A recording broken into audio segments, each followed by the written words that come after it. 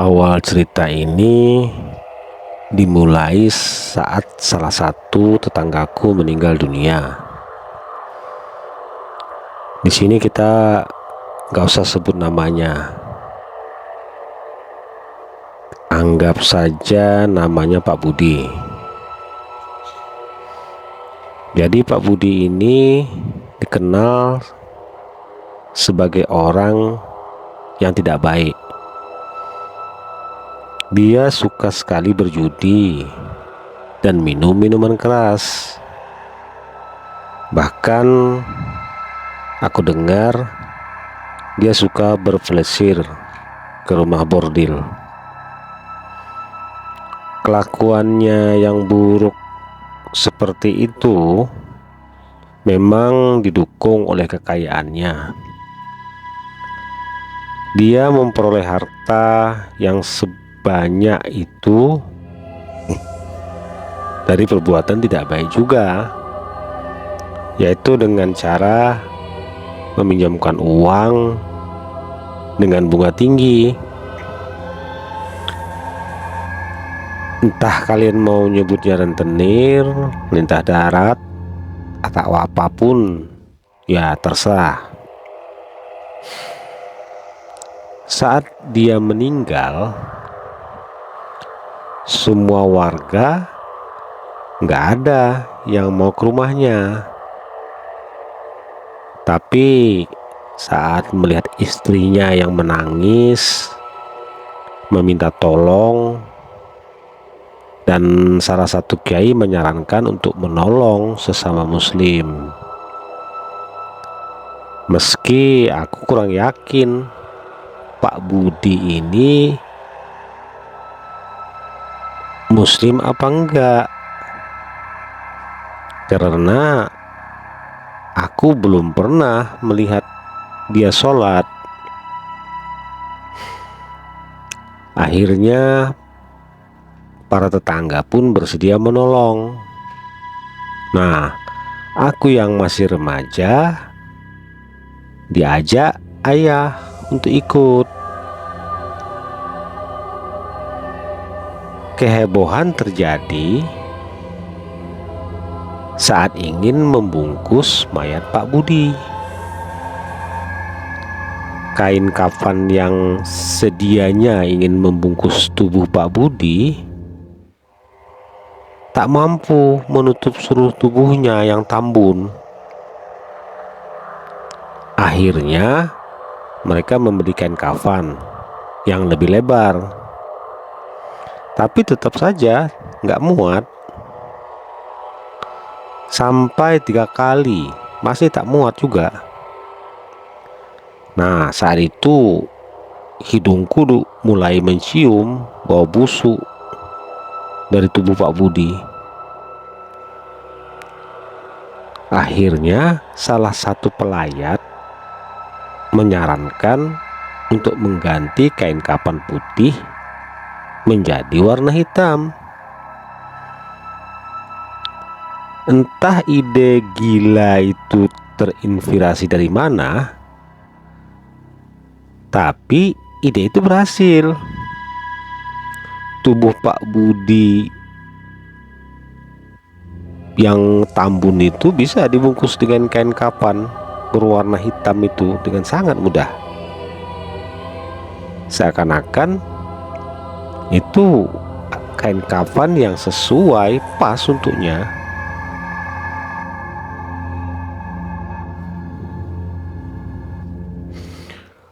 Kemudian saat semua pelayat sibuk dengan keranda yang belum datang, apalagi saat itu hujan deras,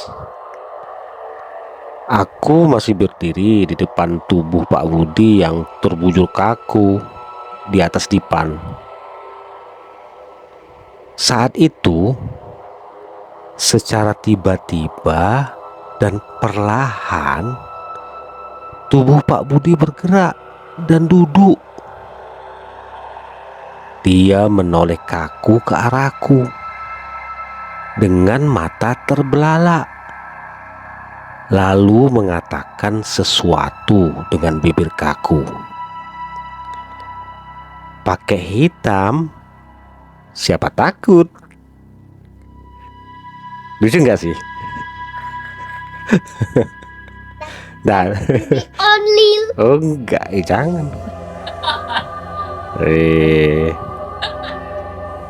Sebenarnya ceritanya tidak seperti itu.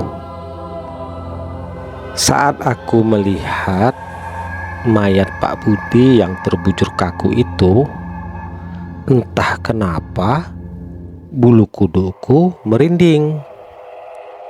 Baru pertama kali dalam hidupku aku melihat mayat dibungkus dengan kain kapan warna hitam. Mungkin ini untuk pertama kalinya juga dalam sejarah kain pembungkus mayat yang menggunakan warna hitam. Kemudian setelah keranda datang, para pelayat segera membawa mayat Pak Budi ke musola terdekat untuk disolati. Aku saat itu tidak ikut karena hujan lebat. Lebih baik tidur dalam suhu yang dingin, pikirku. Saat tiba di rumah, semua orang nggak ada karena mereka semua pergi ke rumah duka untuk membantu. Aku yang mulai merinding lagi, entah karena dingin atau hujan atau yang lain gak tahulah. Akhirnya memutuskan untuk ikut pergi ke kuburan bersama ayah. Beruntung saat aku kembali ke musola, iringan para pelayat sudah bersiap untuk berangkat. Aku lihat di depan keranda yang membawa tubuh Pak Budi diangkat oleh 10 orang yang terlihat seperti berusaha keras untuk berjalan. Seakan-akan mereka mengangkat beban yang sangat berat. Di tengah jalan, banyak dari mereka yang membawa keranda itu meminta bantuan pada pelayat lain untuk menggantikan mereka. Nah, tiba di kuburan, sesuatu yang aneh juga terjadi. Kuburan Pak Budi belum siap. Menurut para penggali kuburan yang berjumlah 5 orang itu, mereka sulit menggali karena tekstur tanah keras. Meski saat itu turun hujan, 6 cangkul sudah jadi korban dan 3 lokasi berbeda sudah digali. Namun hanya bisa menggali dengan kedalaman setengah meter saja. Akhirnya kiai yang memimpin rombongan meminta semua untuk berdoa sebentar. Setelah itu menyuruh untuk menggali lagi. Tidak lama kemudian, satu lubang kuburan telah siap. Meski tidak terlalu dalam, namun cukup untuk mengubur mayat. Kemudian masalah lain timbul. Saat tidak ada orang yang mau masuk ke dalam liang kubur untuk menangkap mayat Pak Budi.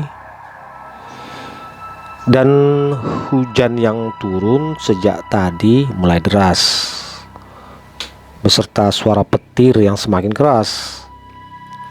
Akhirnya mereka berencana untuk memasukkannya dengan tali. Tapi sebelum hal itu terlaksana, mayat Pak Budi yang saat itu berada di pinggir lubang kuburan tiba-tiba masuk sendiri akibat gempa bumi yang hanya berlangsung sesaat. Bunyi yang keras menyusul sesaat mayat Pak Budi jatuh.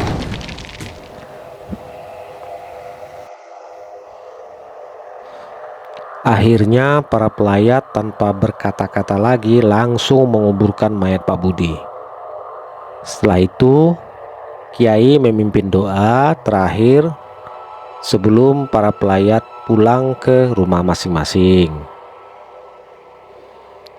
Seminggu belum sampai sejak kematian Pak Budi, tapi kabar tidak sedap telah beredar. Para tetanggaku menceritakan bahwa mereka didatangi oleh hantu Pak Budi dengan kain kafan hitamnya serta dengan wajah yang sangat menyeramkan. Rumahku pun ikut menjadi salah satu korban dari hantu Pak Budi. Tetapi beruntung aku tidak melihatnya. Hanya orang tuaku yang diganggunya. Baru setelah kabar itu beredar, keluarga Pak Budi menyarankan untuk tidak menceritakan perihal hantu Pak Budi pada siapapun. Akhirnya hantu Pak Budi tidak pernah muncul lagi.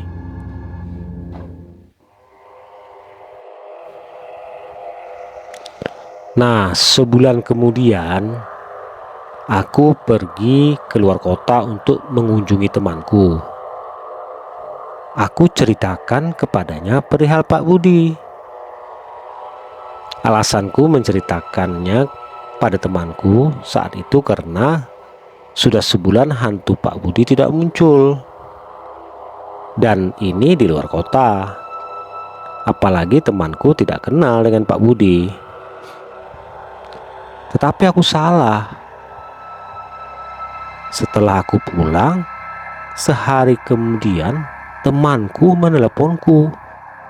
Katanya dia didatangi hantu yang ciri-cirinya sama persis seperti yang aku gambarkan. Dalam ceritanya, dia sampai ngompol di celana.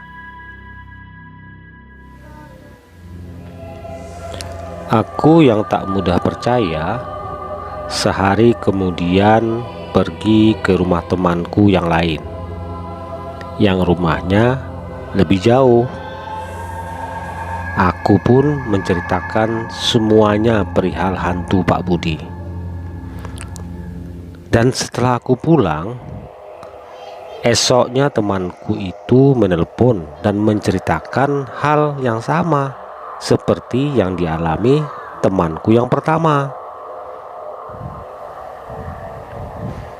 Aku yang mulai setengah percaya langsung menguji lagi ke teman perempuanku yang tinggal di luar negeri.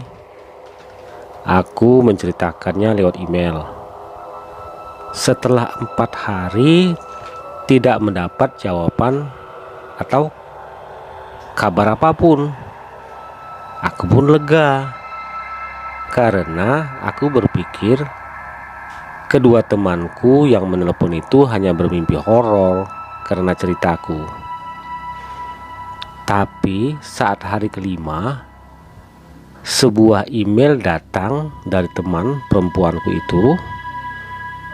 Dalam email dia menceritakan bahwa dirinya didatangi oleh hantu berpakaian kafan hitam dan berwajah menyeramkan. Menurutnya itu adalah hantu paling menyeramkan yang pernah dia lihat. Nah, jika kalian sudah mendengar cerita ini, tolong jangan katakan bahwa aku yang menceritakannya, karena aku takut bertemu hantu berkain kafan hitam itu.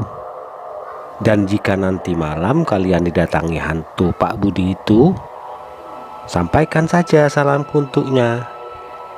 Ya, selamat dihantui.